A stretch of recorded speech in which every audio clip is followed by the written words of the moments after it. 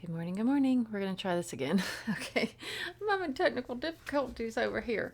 Okay. We're in the tarot study, The Wheel of Fortune. That's original Rider-Waite. Tarot of the Unknown. Tarot of the Abyss. The Tarot of the Divine. The Good Tarot.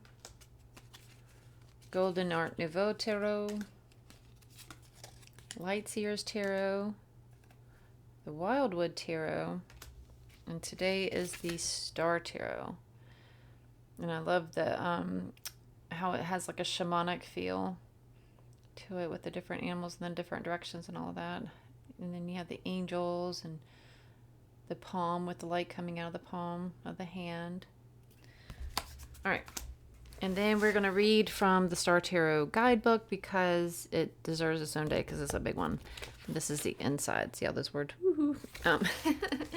So let's get started again. And so we are recording, so that's good. Oy vey. All right. The Wheel of Fortune represents the ever-changing cycle in one's life. Our lives are in constant motion, revolving around the ups and downs life hands us. No moment ever stays the same. Just as you are getting comfortable, the wheel turns, and you are moving toward another situation. Sometimes good, sometimes not so good. At times, you may think that this wheel is stuck because of the bad luck funk has been visiting way too long. One has to remember the Wheel of Fortune is also the karmic wheel of fate. So in many multi-levels of lifetime, one may be paying a bigger bill this time around than another. Eventually, the wheel does shift. Sometimes we just don't recognize it because we are so wound up in what we think should happen. The Wheel of Fortune is the game of life. There are no guarantees. How you play out your fate is up to you. A saying I learned as a child goes, God doesn't give you anything you can't handle. Well, I'm sure that's open for debate, but in truth, we all get dished out things that we don't want to deal with. The lessons we learn from our experiences, mistakes, failures, misfortunes, and victories in life are all gifts we take on a spiritual journey. The Wheel of Fortune's number is 10, the number of completion and rebirth in a new cycle. It symbolizes the portal to a new journey. Okay, sorry, my mind was starting to go other places at the same time as reading, so I needed to like recenter and make sure I'm like staying present when I'm reading. All right, it's good to know where you are on the Wheel of Fortune. Are you at the bottom, going up? Are you at the top, ready to cycle onto yet another journey of transition? What you want to remember is that your present actions will affect your life, and that others and that of others now and in the future. The Wheel of Fortune spins those actions around, creating one's fate. You never know when a good or not so good deed will come around and greet you. The Wheel of Fortune represents cause and effect. One of the lessons of the Wheel of Fortune is to be able to stay in the hub of the wheel, no matter what confronts you. If you stay centered, you are able to act from a place of balance rather than from a place of reactionary emotions. When you are centered or in your hub, you are aware of your strengths and weaknesses, your limits and boundaries, doing the best you can with what you've got. You may not be in control of the circumstances, but you can be in control of how to deal with them. The Wheel of Fortune is the ever-changing cycle of life, death, and rebirth.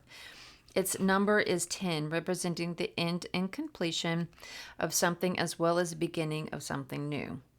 It represents unexpected encounters and twists of fate. You never know what is around the next corner. The Wheel of Fortune brings gifts of movement, change, good fortune, success, karma, and coming into your destiny. Symbolism in the Wheel of Fortune image. So now we're going to be talking about this specific card. Just pulled out some hair, and that looks a little funky. The Wheel of Fortune image has some of the traditional symbols combined with a Native American medicine wheel. At the hub of the wheel is an 8-pointed star, as above, so below. The spokes that shoot off from the star represent spirit. The red vertical spoke represents the red road of the physical on the Native American medicine wheel. So we're going to take a second here. That's what they're talking about. Okay. So there again is all of that. And I'll show it again here in a second once we need to. The blue horizontal spoke represents the blue road, the journey of the spirit on the medicine wheel. Okay, so let me go back. So we have the spokes that shoot off from the star representing spirit. The red vertical spoke. Okay, down. I was looking at the circles. They're talking about the lines going. Okay.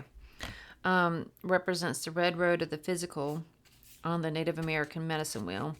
The blue horizontal spoke going east to west there would be the journey of the spirit on the medicine road. The red and the blue lines create a cross that pass over the alchemical symbols of salt, water, mercury, sulfur. See, those are on the outer layers there. Symbolizing the magical possibilities available if we choose to seek higher wisdom. The red and blue lines also extend to the outer circle, each touching a letter spelling out Taro, the law of the divine will.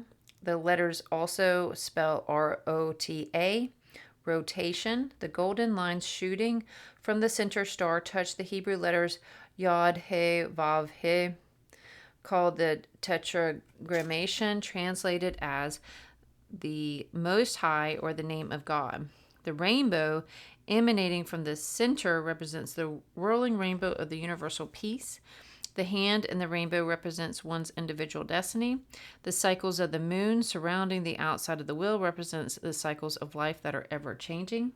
Oh, you know what? I didn't even notice that the cycles of the moon are surrounding it.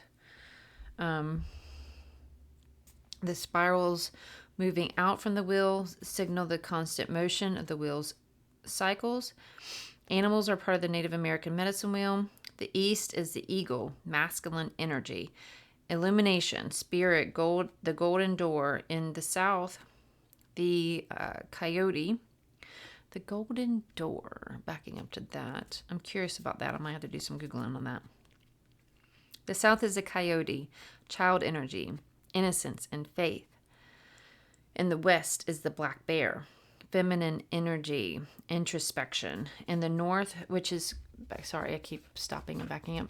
The black bear, there's a lot of black bear in the North Carolina mountains where I feel very much of a connection to the mountains. So that's interesting. And they're the cute little black bears up there with the little brown noses that make you just want to, like, I am totally going to be the white woman that gets eaten by the bear because she's trying to cuddle her and her cubs. Just saying. Okay. In the north is the white buffalo, place of wisdom and gratitude. The archangels in the four corners of this image offer a star in their hand, symbolizing their guidance and help. The archangel at the bottom right is Michael, bringing protection. The element is fire. The astrological aspect is Leo. The archangel on the left is Uriel, bringing peace. The element is earth. The astrological aspect is Taurus. The archangel on the top left is Raphael, bringing healing. The element is air. The astrological aspect is Aquarius. The archangel at the top right corner is Gabriel, bringing resurrection, or Gabriel, depending on if you're connecting with their divine feminine or masculine. Bringing resurrection, the element is water. The astrological aspect is Scorpio. The planet associated with the Wheel of Fortune is Jupiter, the planet of luck and expansiveness. And the chakra is the third chakra, the solar plexus, your power center. So here you can have a look at the angels that they were talking about and see how they even have the astrological signs there. Scorpio and all those. All right. There you have it. I think that's it. Let me make sure there's nothing. Yeah. Okay. So that, again, is the Wheel of Fortune from the Star Tarot. I will see you tomorrow. Mwah, much love.